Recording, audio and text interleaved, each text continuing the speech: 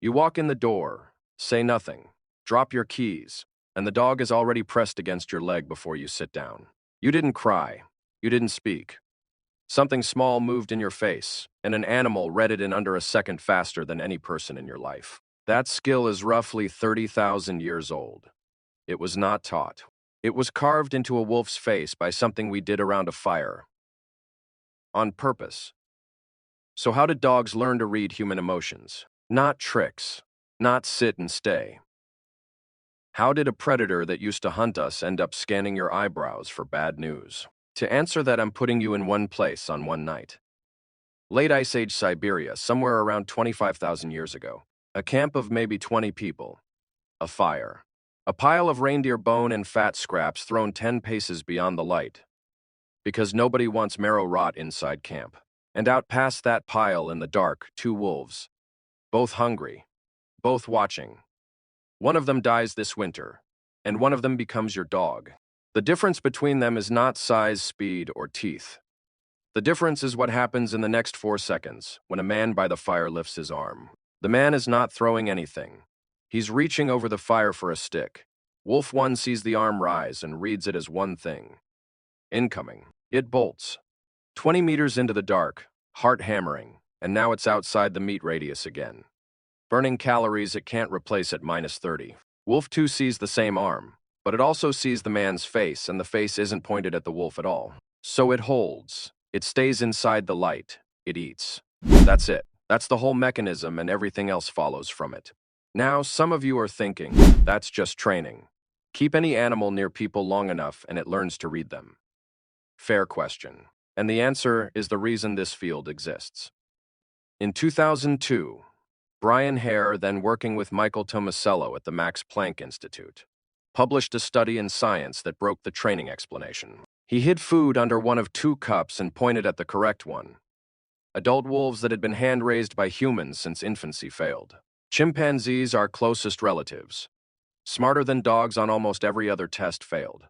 9-week-old puppies who had barely met a human passed on the first try. They weren't trained to understand us. They shipped with it. Then Hare went to Siberia.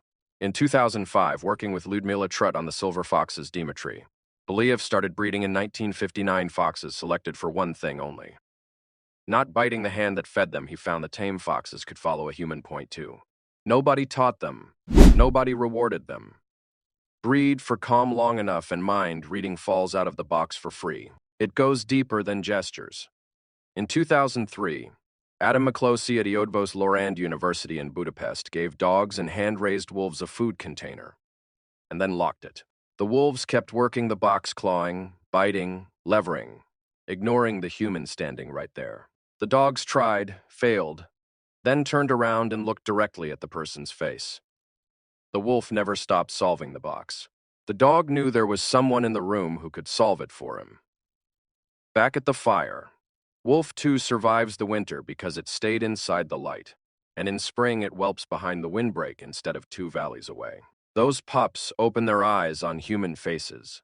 They grow up watching which hand carries fat and which hand carries a stone, and the ones who read that wrong are chased out before their second winter. 4 or 5 generations of that, and the animals sleeping 4 meters from the flames are no longer quite wolves, and something is happening to their skulls. In 2019, Julianne Kaminsky at the University of Portsmouth dissected the faces of dogs and gray wolves and published the result in PNAS. Dogs have a small muscle above the inner corner of each eye, the levator anguli oculi medialis. It has one job: yank the inner eyebrow up. Every dog she dissected had it. The wolves didn't, just a few scattered fibers where the muscle should be. In about 33,000 years, we did not merely befriend an animal. We grew a new muscle in its face, and the muscle's only purpose is talking to us. Watch what that muscle does.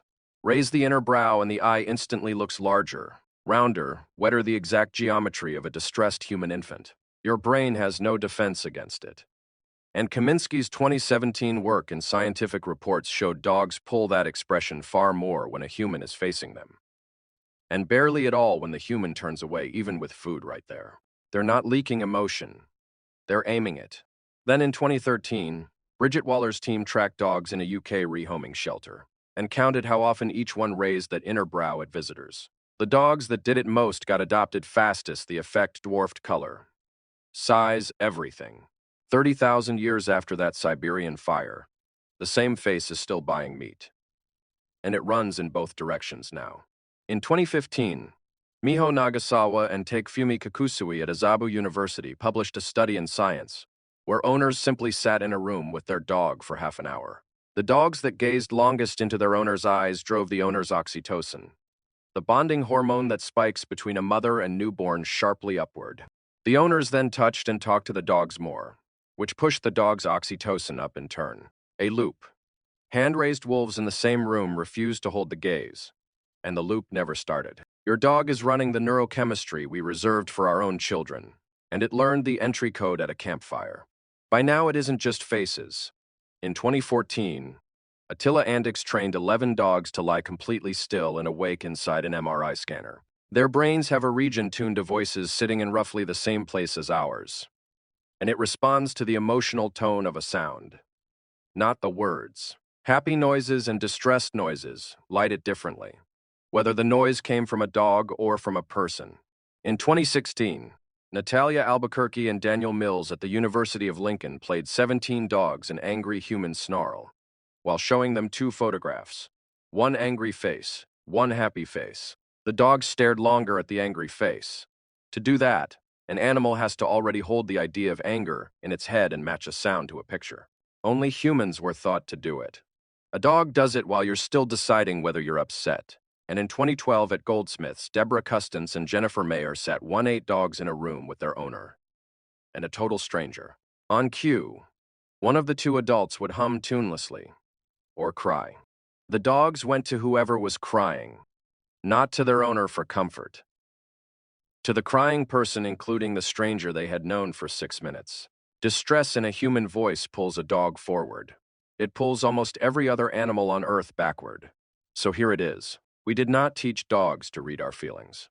We ran a filter, and the filter had one question, asked every single day for 1,000 human lifetimes. Can you tell what this man is about to do before he does it? Every wolf that misread a raised arm left the firelight and starved. Every wolf that read the face correctly ate, bred, and passed on the reading. 30,000 winters of that. And the ones who couldn't understand us are simply not here. Your dog is not an animal that learned to love you. Your dog is the survivor of the longest emotion, reading exam ever set. And we killed every candidate who failed.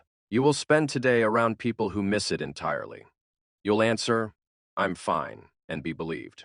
You'll sit in a room with someone for an hour, and they will never once check your face.